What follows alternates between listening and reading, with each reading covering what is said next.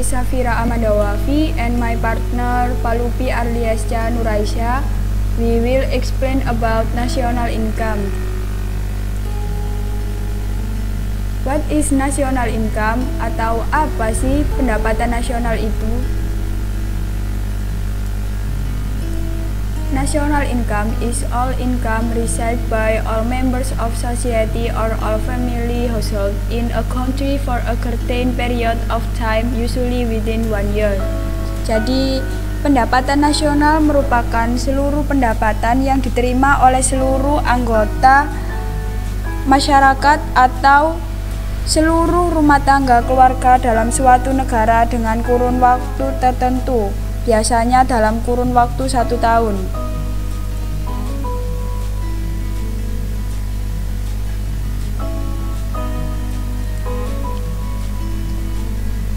Untuk menghitung pendapatan nasional dapat dilakukan dengan beberapa pendekatan perhitungan pendapatan. Yang pertama dengan Production Approach Method, yaitu metode pendekatan produksi. Yang kedua Income Approach Method, yaitu metode pendekatan pendapatan. Dan yang ketiga Expenditure Approach Method, yaitu metode pendekatan pengeluaran. Production Approach Method. Production activities are activities that create value added.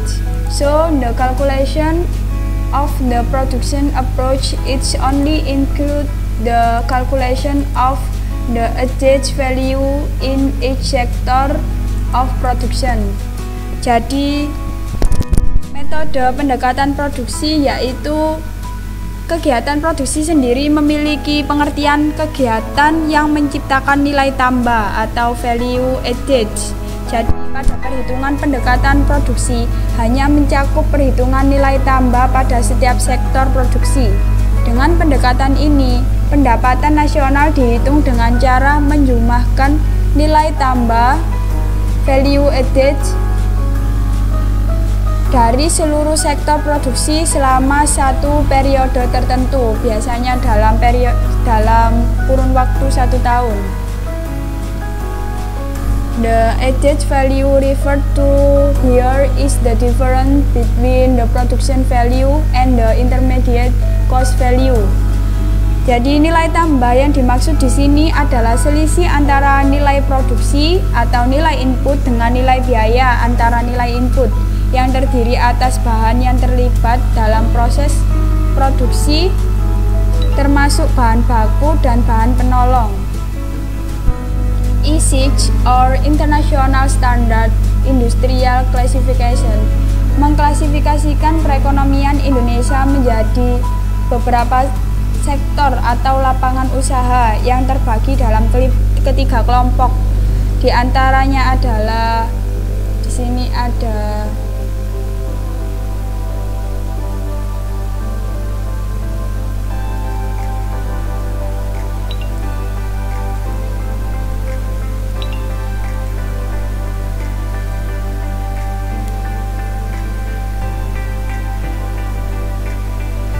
primary sector, yang kedua ada secondary sector, dan yang ketiga ada tertiary sector.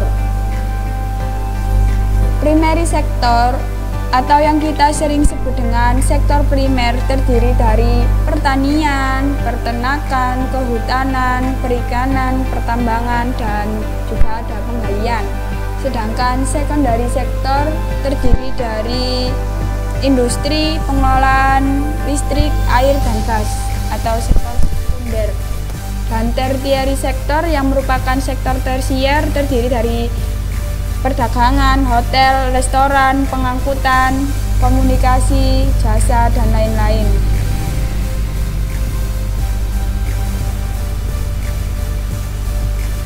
The production approach formula is as follow.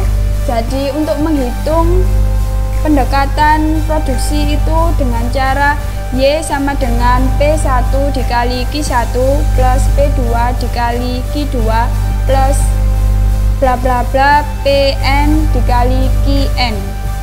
Nah, untuk Y sendiri merupakan national income atau pendapatan nasional. P1 merupakan harga barang ke 1. PN merupakan harga barang ke N.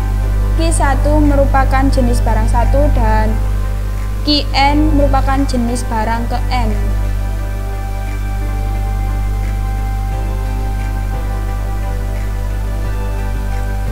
Nah, yang kedua ada income approach method, yaitu the income approach is a type of national income approach that is obtained by adding up income from various production factors that contribute to the production process. Jadi metode pendekatan pendapatan ini merupakan jenis pendapatan nasional yang diperoleh dengan cara menjumlahkan pendapatan dari berbagai faktor produksi yang memberikan sumbangan terhadap proses produksi. Metode pendekatan pendapatan merupakan pendapatan hasil dari penjumlahan seluruh penerimaan yang diterima oleh pemilik faktor produksi dalam suatu negara dalam kurun 1 tahun. Nah, selanjutnya ini ada the type of expenditure of each economic actor consists of. Jadi jenis pengeluaran dari masing-masing pelaku ekonomi itu terdiri dari expenditure for consumption atau pengeluaran untuk konsumsi yang dilambangkan dengan huruf C. Selanjutnya ada expenditure for investment, yaitu pengeluaran untuk investasi yang dilambangkan dengan huruf I. Yang ketiga ada government spending, yaitu pengeluaran untuk pemerintah yang dilambangkan dengan huruf G. Yang keempat ada expenditure for export, yang merupakan pengeluaran untuk ekspor yang dilambangkan dengan huruf X, dan impor yang dilambangkan dengan huruf M.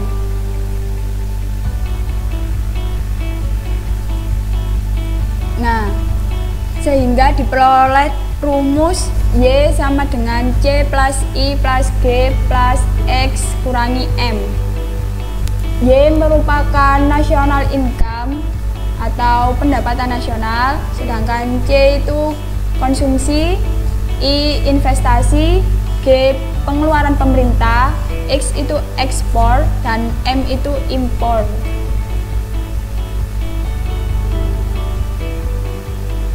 Selanjutnya, benefits of calculating national income atau manfaat yang kita peroleh dengan menghitung pendapatan nasional. Yang pertama itu ada knowing the level of property of a country, yaitu mengetahui tingkat kemakmuran dalam suatu negara. Yang kedua ada performance of the economy on a certain scale, yaitu mengevaluasi kinerja. Yang ketiga ada measure change in the economy over time, yaitu mengukur perubahan perekonomian dari waktu ke waktu. Yang keempat ada comparing economy performance between sector, yaitu membandingkan kinerja ekonomi antar sektor. Yang kelima ada as an indicator of the quality of life of a country, yaitu sebagai indikator kualitas hidup suatu negara. Nah, berikutnya ini ada manfaat lainnya, yaitu yang keenam ini ada as an indicator of comparison of economic performance between country, yaitu sebagai indikator perbandingan kinerja ekonomi antar negara. Yang ketujuh ada as an indicator for the comparison of the quality of living standard from one country to another, yaitu sebagai indikator perbandingan kualitas standar hidup suatu negara dengan negara lain. Yang kedelapan ada as a measure and comparison of economic growth over time, yaitu sebagai ukuran dan perbandingan pertumbuhan ekonomi dari waktu ke waktu. Dan yang kesembilan ada as a measure and comparison of economic growth and wealth between countries, yaitu sebagai sebagai ukuran dan perbandingan pertumbuhan ekonomi dan kekayaan antar negara.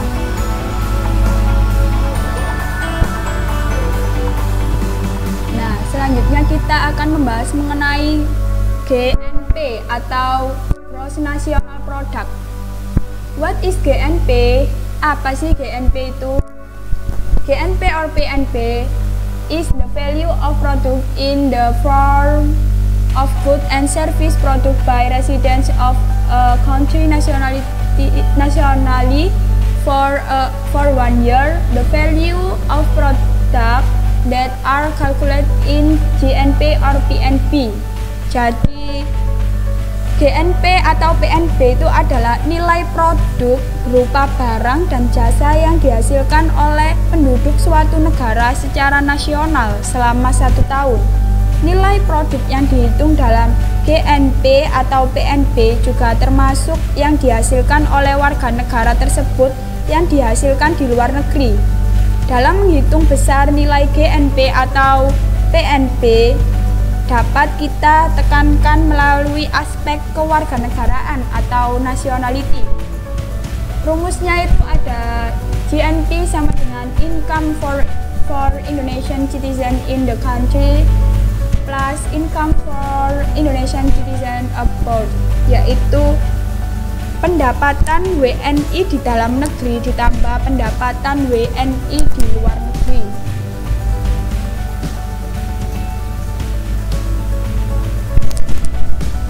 Selanjutnya ini ada GDP, GDP atau Gross Domestic Product.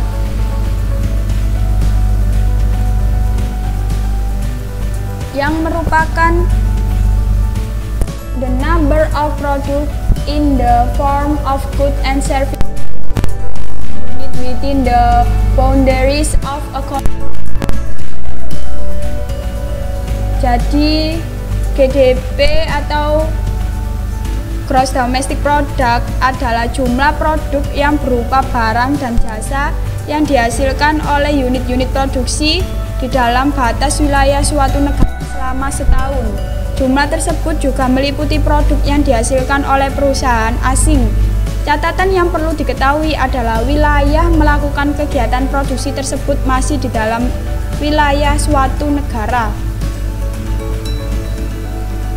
Jadi rumusnya sendiri merupakan GDP sama dengan income of Indonesian citizen in the country plus income of foreigners. Jadi itu GDP sama dengan pendapatan WNI di dalam negeri ditambah pendapatan WNA di dalam negeri.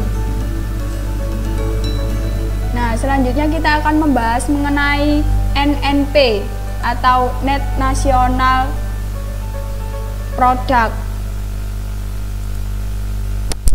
yang merupakan konsep pendapatan nasional yang dihitung dari nilai GNP dikurangi penyusutan modal dalam proses produksi. Nilai NNP atau PNN digunakan untuk melihat laba yang diperoleh dari suatu proses produksi. Persamaan yang digunakan untuk menghitung NNP atau PNN adalah sebagai berikut, yaitu NNP sama dengan GNP dikurangi shortage, yaitu NNP sama dengan GNP dikurangi penyusutan. Nah, untuk selanjutnya ini kita akan membahas mengenai NNI. NNI merupakan Net National Income. Jadi ini satu dengan yang lainnya itu saling berhubungan, teman-teman. NNI atau Net National Income merupakan pendapatan nasional neto, yaitu besar nilai NNI diperoleh melalui perhitungan pendapatan nasional berdasarkan jumlah balas jasa yang diterima oleh masyarakat sebagai pemilik faktor produksi. Oleh karena itu, untuk menghitung Net National Income ini dapat dilakukan dengan rumus NNP dikurangi pajak tidak langsung plus subsidi jika ada. PI is the amount of income received by each person. Jadi PI merupakan pendapatan perseorangan atau personal income yang merupakan jumlah pendapatan yang diterima oleh setiap orang. Besar nilai PI adalah nilai PI yang sebelumnya harus dikurangi dengan laba yang ditahan, iuran asuransi, iuran jaminan sosial, dan ditambah dengan pembayaran pindahan atau transfer payment. Nah, untuk menghitung PI sendiri dapat dilakukan dengan rumus PI sama dengan NNI plus transfer payment dikurangi profit on hold plus insurance fee plus social security fee plus company tax atau pajak itu ya. Nah, itu sendiri dapat diartikan PI sama dengan NNI ditambah transfer payment dikurangi laba ditahan ditambah iuran jaminan sosial dan ditambah pajak perseroan. Nah, ini merupakan DI atau disposable income atau income that is ready to spend in income that is ready to be used to buy goods and service as well as savings their channel in. Jadi DI itu pendapatan yang siap dibelanjakan, yang merupakan pendapatan untuk membeli barang dan jasa serta tabungan yang disalurkan menjadi investasi. Besar nilai DI dapat dihitung dengan dikurangi pajak langsung, yaitu pajak yang bebannya tidak dapat dialihkan kepada orang lain.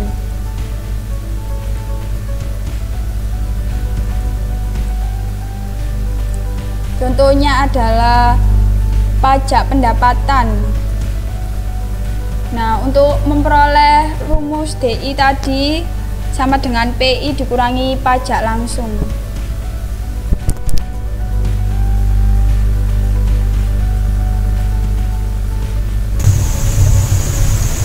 Okay, I will continue what presented by Safira.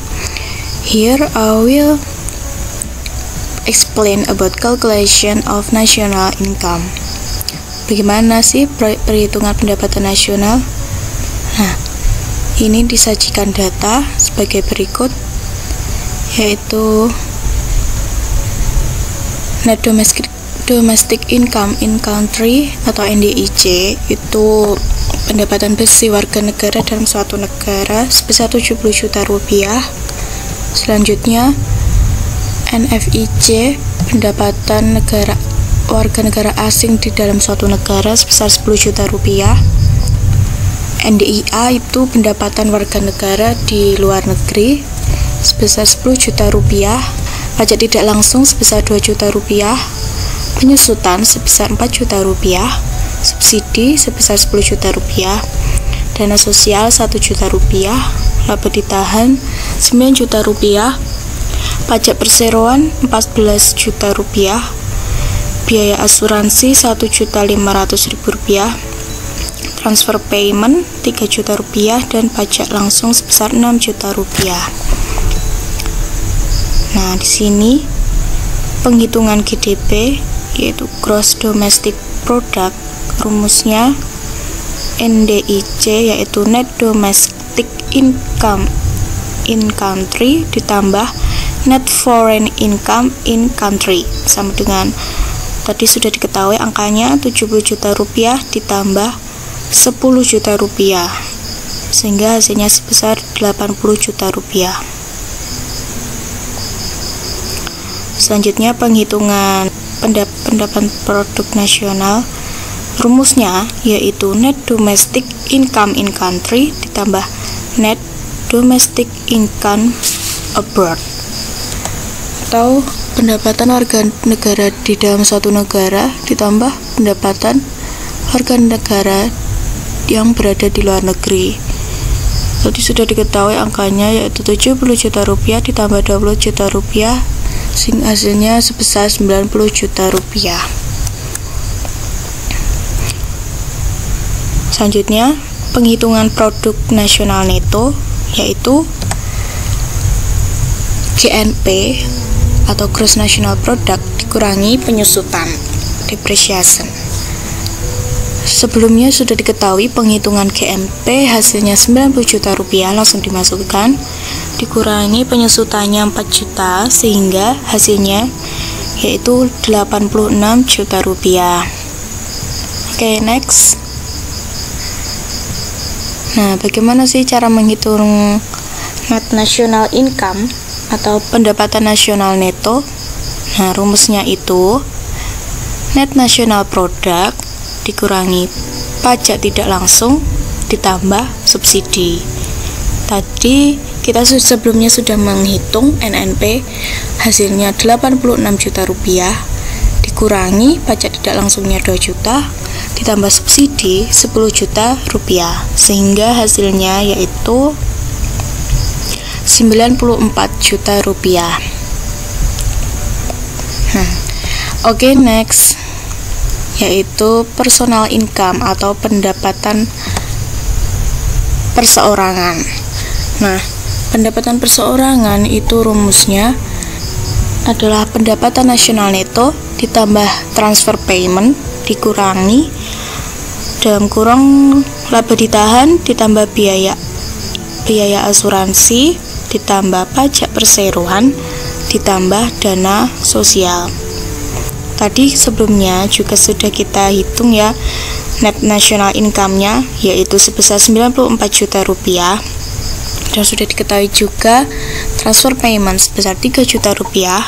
Nah, kemudian dikurangi dengan laba ditahan sebesar 9 juta rupiah, kemudian biaya asuransi 1.500.000 rupiah, pajak perseroan 14 juta rupiah, dan dana sosial 1 juta rupiah, sehingga diperoleh 97 juta rupiah dikurangi 25.500.000, hasilnya yaitu 71.500.000 rupiah.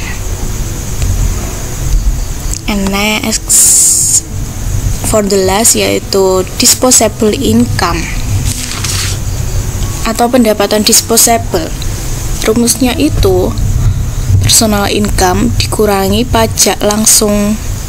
Nah, tadi sudah diketahui pajak langsungnya 71.500.000 rupiah dikurangi pajak langsungnya 6 juta, sehingga diperoleh 65.500.000 rupiah. Nah, seperti itu teman-teman penghitungan pendapatan nasional. Ada beberapa komponen ya yang sudah diketahui tadi, ada GDP, GNP, NNP, NNI, PI, dan oke, next, saya akan menjelaskan GDP real dan GDP nominal. Apa sih GDP real itu? Nah, GDP real itu membandingkan nilai output dalam suatu periode berdasarkan tahun dasar atau konstan. Misal, sudah ditetapkan tahun dasarnya itu tahun 2010. Jadi, penghitungan GDP 2020 itu didasarkan, harganya itu didasarkan pada tahun 2010. Selanjutnya, GDP nominal itu membandingkan nilai output dalam periode berjalan didasarkan pada harga pasar atau harga yang berlaku pada periode tersebut. Contohnya, penghitungan GDP 2020 itu harga yang dikalkulasi ya harga yang berlaku pada tahun 2020 tersebut. Nah, GDP real dan GDP nominal nantinya itu akan digunakan dalam penghitungan GDP deflator. Apa sih GDP deflator itu? Nah, GDP deflator itu membandingkan harga barang dan jasa yang diproduksi pada periode berjalan dengan harga yang dibandingkan dengan harga yang sama pada barang dan jasa yang sama pada tahun dasar. Nah, GDP deflator ini biasanya digunakan untuk menghitung tingkat inflasi. Nah, bagaimana sih penghitungan GDP deflator itu? Nah, GDP deflator itu rumusnya GDP nominal per GDP real dikali 100%. Jadi GDP deflator itu membandingkan antara GDP nominal dengan GDP real. Nah, GDP nominal itu PN dikali KN. Nah, harganya itu didasarkan pada tahun berjalan kan kalau GDP nominal. Sedangkan GDP real itu rumusnya P0 dikali KN. P0 itu harga pada tahun dasar. Oke, mari kita hitung teman-teman. Nah, rumusnya itu dimasukkan ya. PN dikali KN per P0 dikali KN dikali 100%. Nah, harga produk A pada tahun berjalan tadi kan 6.000 dikali 50 ditambah produk B 4.500 dikali 60 per ini pada tahun dasar produk A 5.000 dikali 50 ditambah 4.000 dikali 60 dikali 100%, sehingga hasilnya itu 300.000 ditambah 270.000 per 250.000 ditambah 240.000 dikali 100%, sehingga dijumlah menjadi 570.000 per 490.000 dikali 100%. Hasilnya jadi GDP deflatornya itu hasilnya 116,33%.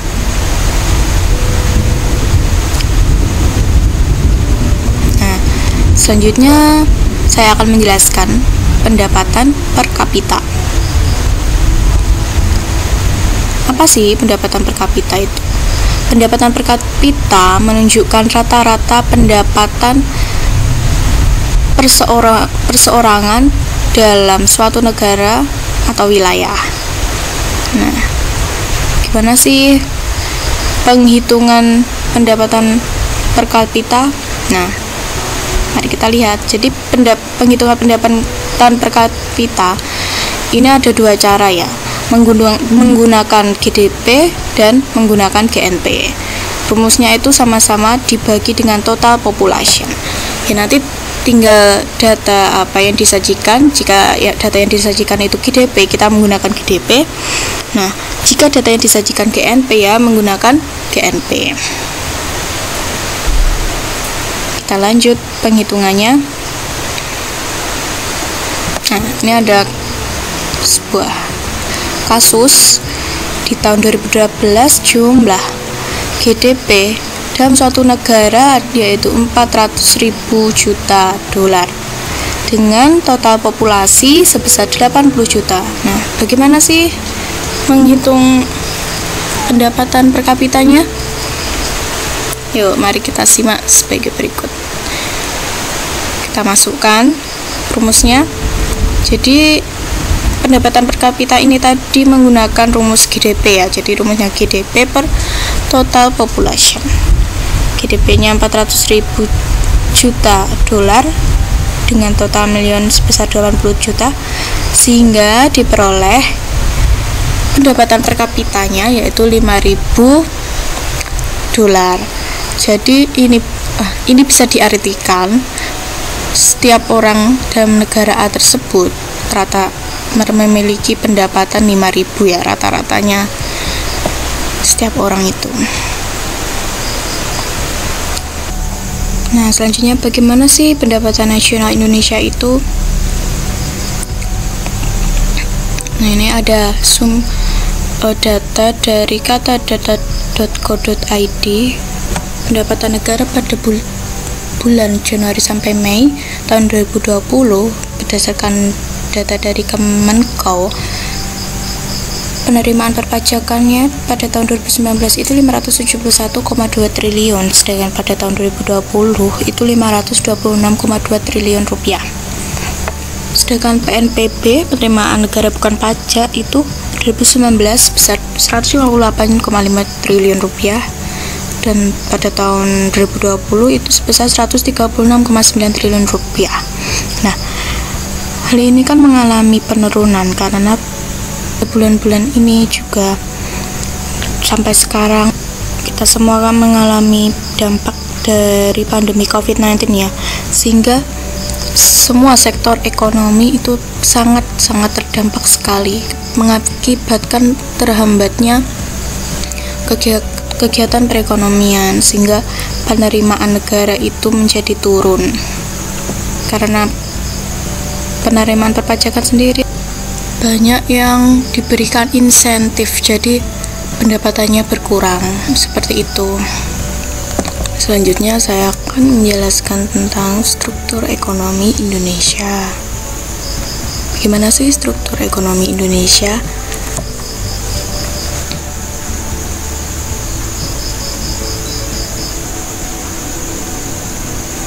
Nah, struktur ekonomi Indonesia itu paling utamanya bergantung pada sektor agraris. Sektor agraris pada tahun 1960-an menyumbang lebih dari 50% dari produk domestik bruto. Namun pada tahun 2019 sektor agraris itu turun menjadi 13,45% penyumbang GDP. Sedangkan sektor industri pada tahun 2019 menjadi penyumbang utama terhadap PDB, yaitu sebesar 19,62%. Hal inilah dikatakan struktur ekonomi Indonesia bersifat dualistis karena sektor agraris itu paling banyak menyerap tenaga kerja, namun menyumbang kepada GDP itu masih kecil, sedangkan sektor industri belum banyak menyerap tenaga kerja, namun menjadi penyumbang utama dan terbesar kepada GDP Indonesia.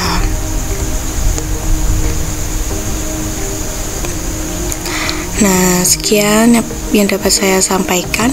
Apabila ada kurang lebihnya mohon maaf. Thanks for watching.